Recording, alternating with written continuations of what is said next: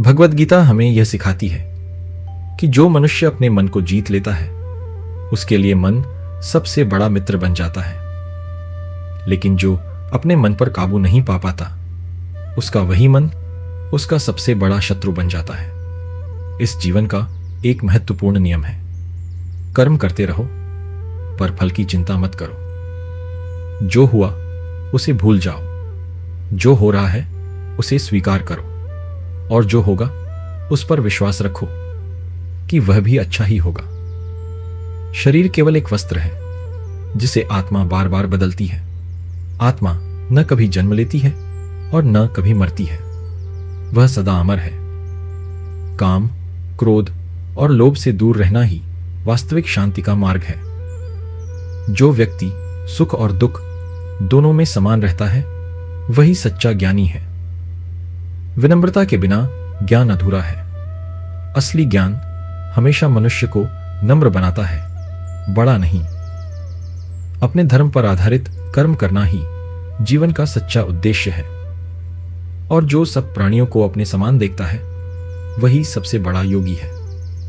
आसक्ति छोड़कर कर्म करना ही मुक्ति की कुंजी है। मनुष्य अपने विचारों से ही बनता है, जैसे सोचोगे वैसे ही बन जाओगे। इंद्रियों पर नियंत्रण पा लेना ही सच्चे ज्ञान का प्रमाण है और निस्वार्थ भाव से कर्म करना ही भक्ति का मूल है।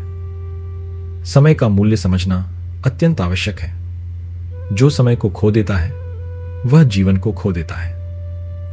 ज्ञान और ध्यान के द्वारा मनुष्य अपने आप को पहचानता है और योग का अर्थ है एकता, जहां मन, बुद्धि और आत्मा एक हो जाए। जो व्यक्ति अपनी आशाओं से मुक्त हो जाता है वही असली सुख का अनुभव करता है और जो अपने कर्तव्य को ही भक्ति बना लेता है उसे परम शांति प्राप्त होती है।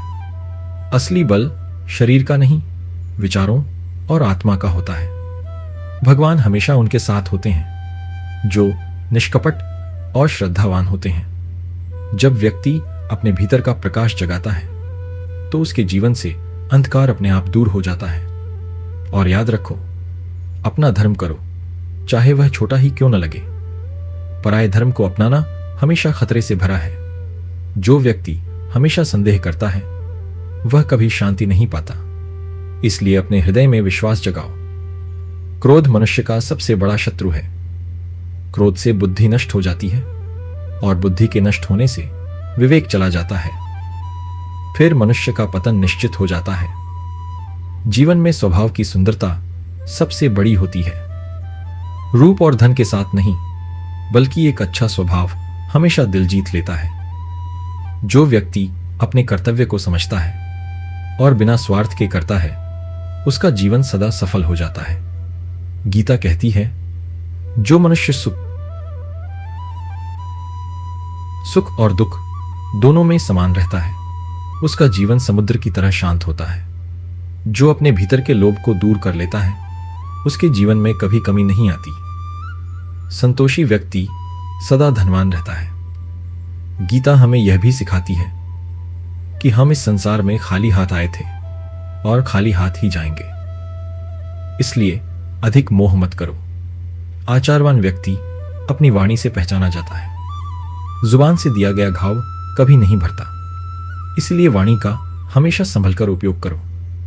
कोई भी काम अच्छी नीयत से करो, वह कभी व्यर्थ नहीं जाता, उसका फल अवश्य मिलता है। दुनिया हमेशा तुम्हारी बुराई करेगी, इस पर ध्यान मत दो, बस अपना कर्म करते जाओ। गीता सिखाती है कि इंसान के दुख का मूल उसका मोह है।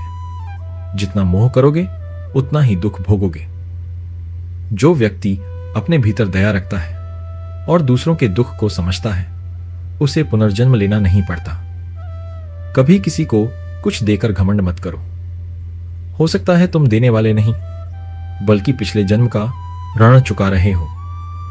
ज्ञान और विनम्रता हमेशा साथ साथ चलते हैं। जिसके पास असली ज्ञान होता है वह कभी अहंकारी नहीं होता। गीता कहती है, समय का महत्व समझो। समय किसी के लिए नहीं रुकता और जो समय का सदुपयोग करता है उसका जीवन सफल हो जाता है। सुख और दुख दोनों को एक साथ स्वीकार करना सीखो। जीवन का असली आनंद इसी में है। जो व्यक्ति अपने कर्तव्य को ही भक्ति बना लेता है उसे परम शांति मिलती है। मनुष्य अपने विश्वास से बनता है। जैसा विश्वास करोगे वैसा ही बनोगे। जीवन में समझदार वही है जो दूसरों के गुणों को देखता है और उनसे सीखता है, न कि उनसे ईर्ष्या करता है। गीता सिखाती है कि आशाओं का त्याग करो। जितनी कम आशा होगी उतना ही सुख अधिक होगा। अपने मन को जीत लो, क्योंकि यदि मन को नहीं जीता तो यही तुम्हारा सबसे बड़ा शत्रु बन जाएगा।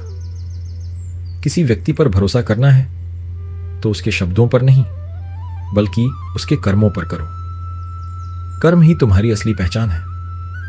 नाम तो हजारों लोगों का एक जैसा होता है, लेकिन पहचान केवल कर्म से बनती है। और सबसे बड़ा संदेश गीता हमें यह देती है कि अपना जीवन ईश्वर को समर्पित कर दो। जब जीवन उसके हाथों में होगा तब तुम कभी अकेलापन या भय महसूस नहीं करोगे। यही है गीता का अमृत संदेश। कर्म करते रहो, हृदय में विश्वास रखो और जीवन को ईश्वर को समर्पित कर दो। तभी सच्ची शांति और आनंद की प्राप्ति होगी।